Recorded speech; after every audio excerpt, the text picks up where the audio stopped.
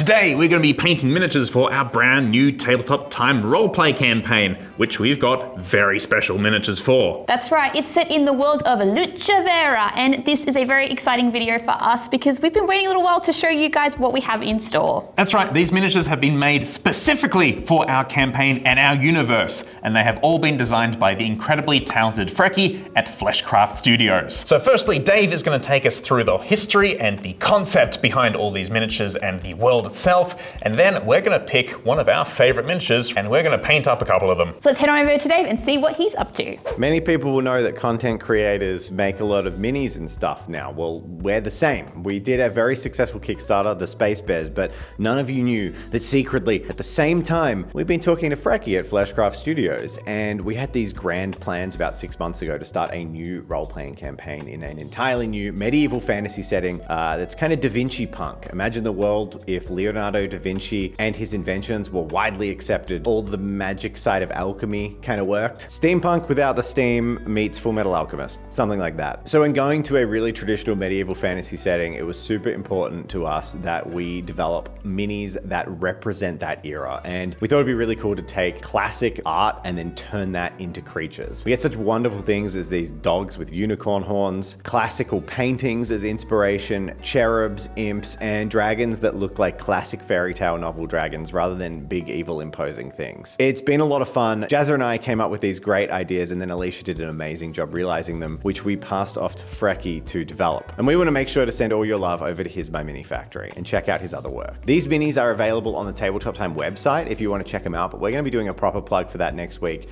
This week's all about Frecky, who did an amazing job designing them all. But speaking of his awesome work, Jen and Murray need to pick the minis they're most inspired by today. They're going to paint them up and show them off for you. So I'm going to get back to painting or whatever this bit is. Okay, so this is kind of hard for me because I love dragons and I love griffins.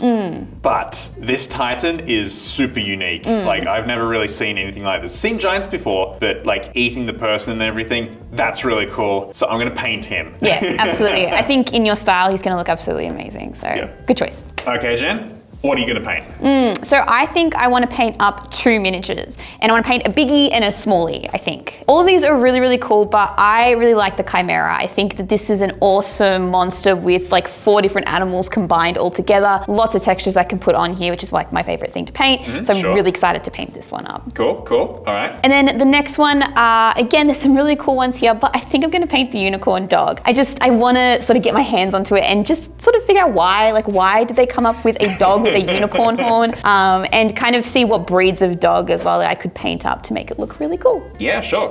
All right, cool. We're decided. Let's go 3D print it.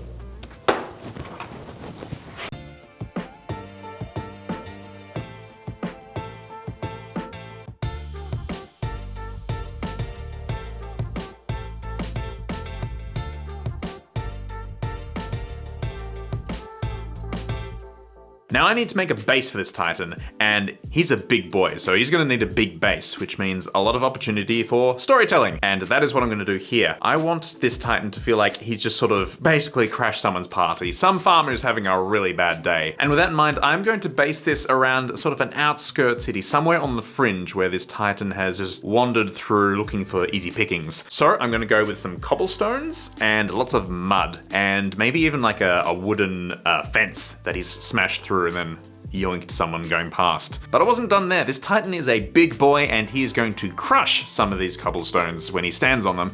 So I'm going to grab a knife and add in some cracks. Then I'm going to apply ludicrous amounts of texture paste to create the muddy effect, letting it pile up mostly around the edges of the cobblestone road. This will create that sort of embankment where I'm going to place pieces of the fence, or what remains of it anyway. And for that, I'm just going to use simple matchsticks, breaking them up into pieces to get that nice jagged effect. And it's little details like this that just add so much narrative into miniature displays.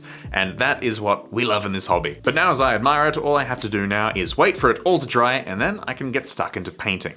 Oh, hello there. You may be noticing that at this point in time, I'm going to be painting up a very special miniature. It is, of course, this unicorn dog. What possessed Jazza and Dave to make a unicorn dog? I don't really know. I'm going to be taking my inspiration from these wonderful classic medieval paintings of various animals with really creepy faces. My God, their faces. Why are they human? Why aren't they? Who designed it? Who painted this? I don't know, but there's lots of them. This was a thing. Anyway, I'm going to be using this as my inspiration for this beautiful creature today, and hopefully don't make it look too creepy. So the first mini that I'm going to be painting up today is the unicorn dog. I don't know if there's an official name for this yet, but I'm just gonna call it Doggo for short, just to make things a little bit easier. So the Doggo model is just one print. I didn't have to do any assembly here, just a tiny bit of cleanup, just to make sure all of those supports were gone and he was good to go. Now when it came to painting up Doggo, there were a few different options to choose from. I knew I wanted to give him some warmer tones and maybe do a bit of patchwork on him, but I needed to find the right size dog that would match the color, taking inspiration from dogs that exist in our world. I found this one particular breed of dog that I've actually never seen before. It's kind of a mix between a greyhound and a Great Dane, I guess. And this thing's called a Basenji. I have no idea how to pronounce this. Let's Google this. Basenji. Basenji. A Basenji dog. Never heard of this dog. Anyway, my Basenji dog is going to be two different colors. I'm going to make him that orangey rusty color and a little bit of a white or cream for his belly and the socks on his feet. He also has some pretty distinct facial patches as well, so I'll make sure to include this in my painting. One aspect that I really do love about miniature painting is painting in texture. Trying to create those fine lines to imitate fur can be really rewarding when it's done with a bit of time and patience. So here I just worked back and forth creating those different hairs of different color and building up some volume. And of course, we can't forget that beautiful unicorn horn, which I kept again in those warm colors, opting for a more yellow color. I'll also be making up a base for this guy a little bit later on, so I've just super glued him onto this particular base for now, and I can quickly take him off when I'm ready. And here he is. I think he's really cute. The pose is really fun and playful, and this is actually a real treat to paint up. There's a little bit of texture in the model, so adding on the extra texture while painting wasn't too difficult. I also really like the size of this dog as well. He's not too big, not too small. I think we were comparing sizes and said that he's somewhere in between like a Great Dane and a wolf. So this is a pretty good size for someone that's getting into miniature painting, needs to paint a doggo, but doesn't want to paint something very itty bitty and small. So that's pretty much it for painting up my dog. So I'm gonna move ahead to my next model, but you guys are gonna see what Murray has been up to.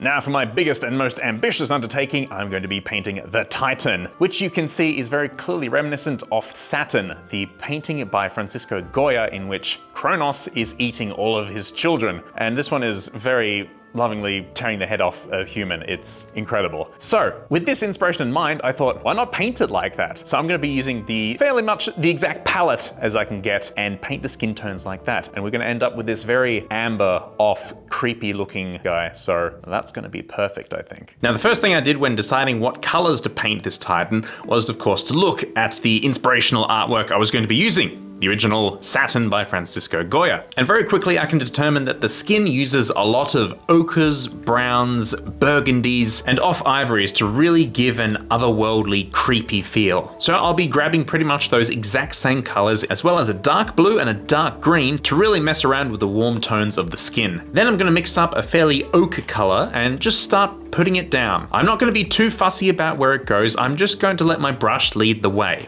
And what this really means is just, I'm going to put colors where I think they might look good. And if my eye decides that they don't look good there, I'm just going to paint over those areas later. Sometimes I like to think of painting as sculpting with clay. You're going to add a bit on here, and then you're going to take some away. And it's this addition and reduction methodology that'll allow you to really craft a textured and unique feel to your miniatures. To really emphasize the gauntness in some of the wrinkles and the sallow cheeks, I'm going to add a lot more greens and blues here. Meanwhile, around the more fleshy areas like the cheekbones, eyes, mouth, and ears, I'm going to add a lot more salmon and reds. Then when I'm relatively happy with the placement of all these tones and colors, I'm going to start doing all the highlights, which is going to be moving towards more khaki colors, adding some off yellows and whites until I get to a final peak highlight. And this I'm going to specifically focus around the middle of the face to really draw your eyes in towards that strained, horrific expression that the Titan has. Then when I'm finished with the face, the most important important part of the miniature in my opinion, I'm going to move to the rest of the body and start on the skin there. And working like this, I can refer back to the end result that I was happy with in the face and use that to speed up my process over the rest of the body. Then when that not so small task is done, I'm going to start working on all the hair, shading and highlighting as I go, adding tones of blues to really sell the old appearance. Then I'll paint in the fleshy parts.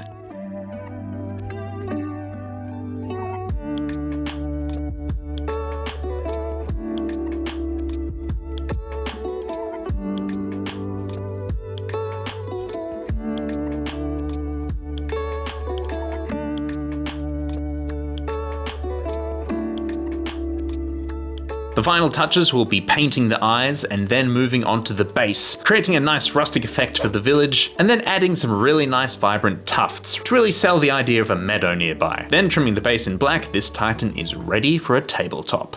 So you've seen some of the miniatures we've been painting up today, and these are absolutely gorgeous, but we have one special person to thank for designing all of these for us. Yes, their name is Frecky from Fleshcraft Studios. Frecky has taken a ton of effort in taking Alicia's designs and making them into a 3D model, and these look absolutely amazing. He has absolutely realized all of these concepts that Jazza has workshopped with Dave's help and created this world, this really cool and very unique take on the Renaissance style, like the Vitruvian man is like a monster. That's really cool. Fleshcraft Studios also has a My Mini Factory page, also linked down below, which you can check out everything they're up to. He has new releases every month and he works on different themes, so you can pick and peruse exactly what you want for your own miniature campaigns or even just your own monsters to paint up. I personally love his newest release that he's done. They're very reminiscent of the game Dishonored with these stilt-like characters and the plague masks, and I think this theme is really, really cool, and I'd love to see if someone could incorporate this into their 40k army somehow. Absolutely, he's got some very cool stuff. He's also released a YouTube video showing off his entire design process of making these miniatures, so if you want to go check that out, that's on his YouTube channel, which we'll put down in the links below. And now back to painting more of his miniatures. Now, wasn't that a treat? I'm moving on to my next miniature, which is this awesome looking chimera. There is a lion, a goat, and a dragon, and also a snake in this multi-weird looking creature. I'm very excited to be painting this one up today. But in order to do that, I need some inspiration. So I'm gonna go home and grab my 6-year-old daughter and a dog and see what we can come up with. So the chimera comes in 4 parts for you to assemble, which is the main body, the little rock that he stands on, and the 2 wings. After painting him up, I needed to decide on a color palette for this guy. Now, there are 4 different animals in here combined into one, and a lot of different textures and colors, so I needed to kind of come up with a game plan before I started painting. From the get-go, I knew the goat and the lion in particular would be really hard to change in color. These 2 animals have very distinct imagery, so I didn't want to change this up too much to make them look odd. The goat I knew I'd have to do in warm cream colors, while the lion I could go a little bit more fantastical and put him in really bright orange and yellows. Now the dragon could be green, or it could be red, or it could be purple, or it could be blue, but I decided to go for a terrifying red dragon. This means his wings would also be red in the model. It also means that the overall color palette I'm going to be using today is quite warm again, which makes it a little bit easier for me to pick out the colors that I need to use. I lined everything up I was going to use for each creature and showed them off here, just making the whole process a little bit easier for me. Oh, of course, I can't forget the snake on his tail, opting for a green snake for a different pop of color, but again, still sort of staying in that warmer tone range. So everything got a nice generous base coat of a different shade of brown, depending on what color I was highlighting up to. I then began painting in each individual creature, starting off with the dragon, layering on my different color paints as a foundation, and then making sure to get that individual detail to each piece. Throughout the model, I wanted to focus a ton of attention onto each of their faces, making sure that there was nice, crisp detail here. So for the dragon, I put a lot of attention into his horns, as well as those tiny little features on his face. Moving on to the lion part of this monstrosity, and using a brown as the base foundation, I used a mix of orange and yellow to try and create those warmer colors on top. For some reason, the lion was probably the most difficult of the 3 for me to paint. I kind of wanted to capture that concept art of medieval lions that look quite golden masculine and beautiful. Having already painted a dog full of hair, having to paint this lion's mane was another task indeed. Working back and forth to try and get those individual hair strokes so it gave it more texture. As far as I can tell on this model, the lion head is the only part that is lion in this chimera, so he was done pretty quickly and I can move on to the next bit. Moving on to our next animal was our goat head, and this one was way easier than the previous two. I think having that color palette already established and grounded in reality made it easier to paint up realistically. Again, there were a couple of different textures to work with here. I had his horns and his hair that I needed to pay a lot of attention to. Again, keeping in with those warmer tones and just creating a bit of a lighter color palette that was a good contrast between the other heads. I also painted up his back legs, which were definitely part goat. Also for the dragon piece, I can't forget about the massive wings, and I had to decide how I wanted to paint these up. I was a bit conflicted if I wanted the actual bone structure to be darker or lighter than the membrane in between, and after a discussion with Murray, who said that typically evil dragons tend to have darker wings while good aligned dragons tend to have lighter wings, I definitely thought this is an evil creature, so he deserves darker wings. Moving on to the last creature of this chimera is the snake tail. This guy's head was much smaller, so there wasn't too much for me to work with, which is fantastic after all the hard effort I had put in. Aside from scales, there was no other texture here, so all I had to do was dot my way around, creating nice crisp highlights and color in the inside of his mouth. Once all the individual pieces were done on the chimera, I just went back and tried to blend it all a little bit more to make it look more cohesive. But I still had one final thing left to do for all of the models that I have painted, and that's creating bases. There's a few options to choose from when it comes to creating bases, but I kind of wanted to step out of my comfort zone and try something different. Murray had already done his base for his Titan at this point, so I took inspiration from him and created something similar for my own. Using Milliput to create a foundation and then using a texture roller on top to give a broken brickwork look. Once these were dry, I sprayed them in a black primer and then dry brushed on the colors. I then added in some of the flock and flowers that Murray had used as well, and these guys were pretty much done. And that's pretty much it for the chimera. I'm really happy with how I've painted this up, and it's a pretty good tabletop standard for me, and I'm really excited to see him in the world of Lucha Vera. But you guys have waited around for too long. You need to see some reveals, so let's check out all of our hard work and introduce you to the world of Lucha Vera.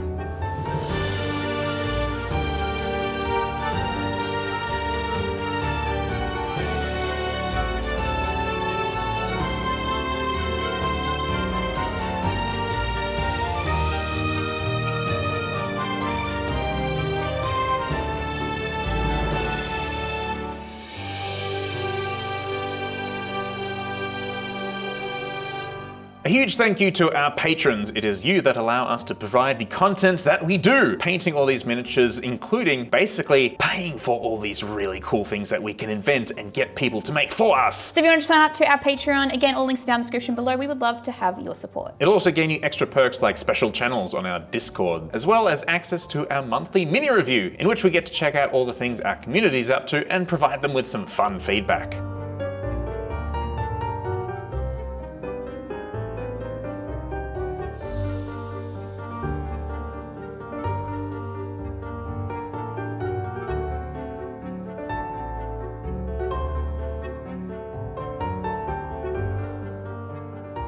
So that was our journey into the world of Lucha Vera and these amazing minis that we have for our roleplay campaign. Yeah, there's so much character in these, and we hope it's going to bring you as much joy to look at as it's going to do for us as we play through this whole story we're about to embark on. So Lucha Vera is going to be happening over on our roleplay channel, Tabletop Time Roleplay, so make sure you go over there, like and subscribe to make sure you don't miss out on the fun. The links for all that will be in the description, as well as links to Fleshcraft Studio itself, so you can check out all of their awesome projects. They've got a ton of stuff on offer, and it's all very cool. A huge thank you to Freki for help designing all of these miniatures that you've seen today. So yeah, make sure you go and check out his My Mini Factory down below. So I hope I'm not versing any of these big creatures in our upcoming roleplay campaign, because some of these look absolutely terrifying. Your Titan is super scary. I don't want to fight him, but you've done an amazing paint job on him. It's gonna happen. Bye. Bye.